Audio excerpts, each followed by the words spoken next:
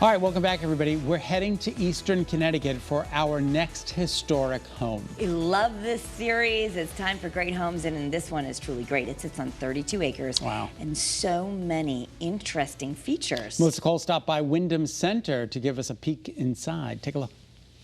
Partners Tom Avery and Matt Miller were planning to move to Western Mass, but they always admired a certain yellow house in the center of Wyndham on their travels through Connecticut.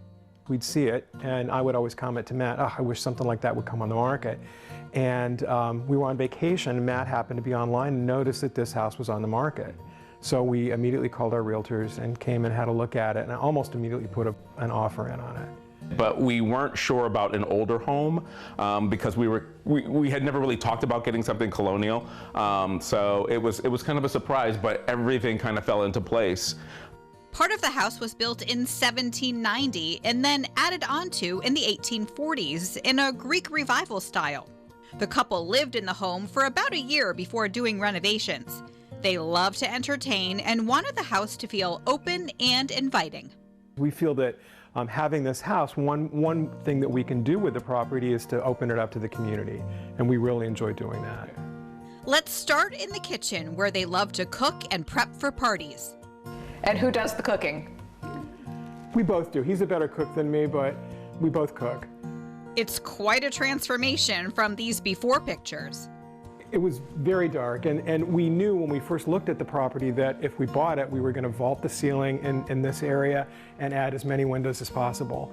And that's what we did. And we also kept everything painted white. We wanted things to be as bright as they possibly could be.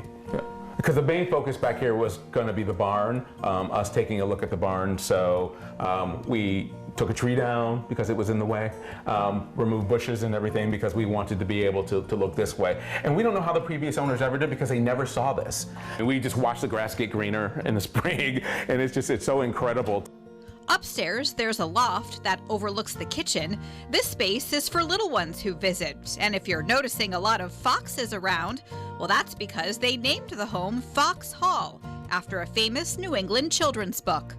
All right, so we're in the guest bedroom right now. Yes. And does it have a name? Yes, this is the Carolyn Ann room. So we named it after my mother because she doesn't go upstairs, so she tends to stay down here when she comes to visit. Okay. So it's we kind of named all of our rooms after individual family members, so that it helps us to know which rooms we're talking about. Matt recently painted the room green and added trim work, and the art, almost all of it, is by Tom. I've been painting for quite a while, and mostly I'm self-taught, and I did take classes. This is a portrait of a friend of mine named Antoinette, and I painted that when I was living in Boston. This marble fireplace is one of 9 fireplaces in the home. The one in the dining room gets used the most. And we put a little more detail in here. When we bought the place, it was more colonial. And we really liked the neoclassical feel of the front part of the house, so that we added crown moldings in here. They're not huge. They're smaller than the ones in the front part, and we added a mantle around the fireplace. So we did change the character a little bit. And you kept everything white and bright? Yes. Yeah, because we wanted to focus. We wanted the outside to be the focus for everything. So we have that. So it's like right now it's just green, green, green on from all 3 sides. And so you probably wanted a long dining room table so that you could fit a lot of friends. Right.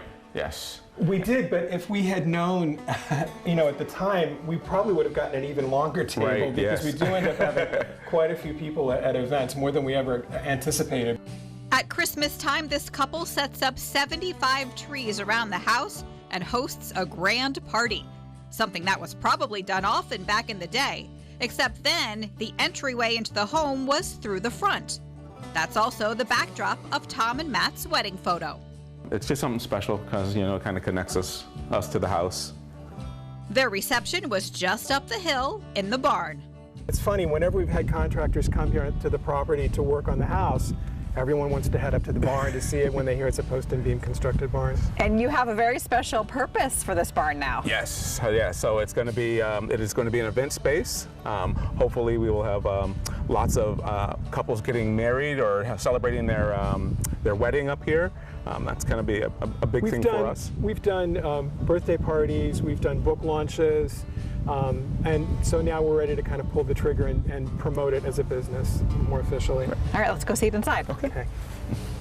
We can accommodate 80 to 100 people in here, and up to 200 if we use the exterior parts of the property. Okay, so you have the tables and chairs already for people. We have tables and chairs for that number of people, and they would need to provide linen and table service. And I love like the fancy chandeliers.